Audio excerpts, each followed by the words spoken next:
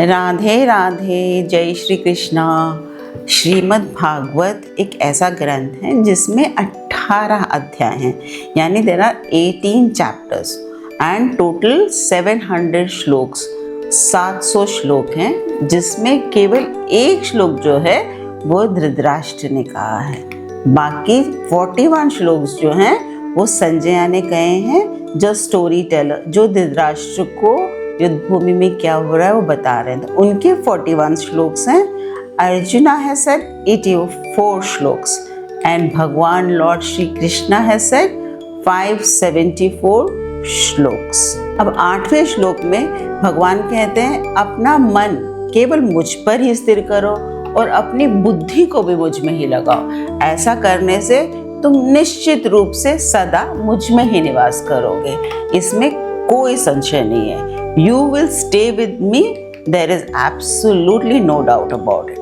But then God feels कि ये भी मार्ग शायद हम इंसानों ह्यूमंस के लिए मुश्किल है, because we have a lot of responsibilities. जब हम कर्म कर रहे होते हैं तो हमें पूरा ध्यान, बुद्धि, मन को एकाग्र करना भगवान के ऊपर मुश्किल हो सकता है। तो now he started giving you options. अब वो आपको चीज़ें और सिंपल करके बता रहे हैं। श्लोका 9, 10 और 11 में भक्ति मार्ग को और आसान कर दिया गया है।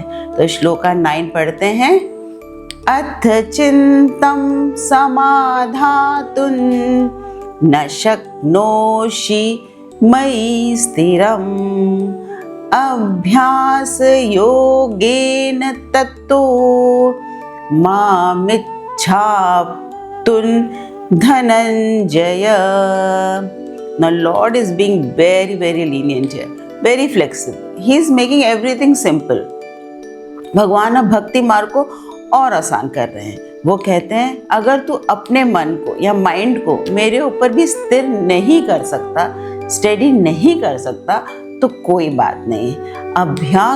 अभ्यास योग के जरिए, यानी कंटिन्यूस प्रैक्टिस के जरिए भी ओ धनंजय मुझे पाने की इच्छा रखो। If you are unable to fix your mind steadily on me O Dhananjay, then seek to reach me by the yoga of constant practice or abhyasa yoga. Now abhyasa yoga, what is abhyasa yoga? Abhyas means continuous practice, means the thing that you keep doing again and again and again. So whenever your mind is wandering here and there because you have so many other things in your mind, so bring it back to the divine. That is what abhyas yoga is, to do continuous practice. मतलब हमेशा बार बार अपने ध्यान को भगवान की तरफ लाना, मन को और ध्यान को भगवान की तरफ लाना is what he is saying. ये अभ्यास योग करो. It is about building a spiritual habit through patience and consistency. Now God refers to Arjuna over here as Dhananjaya. Now why is he calling Arjuna Dhananjaya? Because he is reminding Arjuna of his inner strengths and capabilities and telling him that he can conquer his own mind. So Dhananjaya, the reason Dhananjaya is the person who has been victorious. Now Arjuna has been victorious in many wars. He has conquered great wealth and enemies before. That's why Bhagwan is reminding him of all this. Now भगवान जानते हैं कि मन का स्वभाव तो चंचल है। यदि आप तुरंत एकाग्र नहीं हो पाते तो वो कह रहे हैं डोंट बी डिसअपॉइंटेड, चिंता मत करो, क्योंकि अभ्यास योग से भी तुम भक्ति मार्ग में आगे बढ़ सकते हो। It's so simple. He is making everything very very simple. Now in shloka 10 भगवान इज मेकिंग द भक्ति मार्ग even more simpler. So let's read the shloka 10। अभ्यासेप्य समर्थोऽसि मत्कर्म परमो भव मदर्थमपि कर्माणि कुर्वन् सिद्धि मवाप्स्यसि। वो कहते हैं यदि तुम मन को भी मेरे पे स्थिर नहीं कर सकते, अभ्यास करने में भी असमर्थ हो, मीन्स अभ्यास योग या कंटिन्यूस प्रैक्टिस करने में भी असमर्थ हो, तो तुम मेरे लिए कर्म करने के परायण हो जाओ। मतलब तुम मेरे ऊपर कर्म, जो भी तुम कर्म करते हो उसे मेरे नाम से कर दो।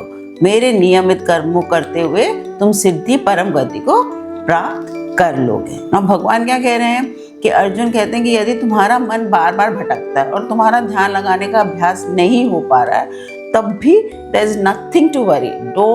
Don't be scared कि तुम भक्ति मार्ग में आगे नहीं बढ़ सकते। तुम्हारा जो भी कर्तव्य हो, अब जैसे लेटली आपने देखा होगा विराट कोहली को, he is really got into the भक्ति मार्ग। आप देखोगे वो जब भी खेलते हैं कोई भी मैच, वर्ल्ड कप, कुछ भी, तो वो अपना सारी विनिंग, अपना सब कुछ भगवान को समर्पण कर देते हैं। कर्मों का मतलब जो उनका कर्म है, जो ही इज अ क्रिकेटर, उनका स्पोर्ट्स कर्म है, वो कर रहे हैं, और उस कर्म का लेकिन जो भी रिजल्ट है वो जो भी है वो सब भगवान को अपना कर्म समर्पित करते हुए कर रहे हैं। Similarly any field you are in, whether you are a doctor, you are a yoga teacher, there are so many fields that we all get into, और उसको जो भी कर्म आप कर रहे हो उस कर्म को भगवान के नाम पे कर दो, भगवान के ऊपर अर्पण कर दो, तब भी आप भक्ति के मार्ग में आगे बढ़ सकते हैं, भगवान को पा सकते हैं। You see, God is just making everything so simple and making it so easy. Shri Krishna realizes,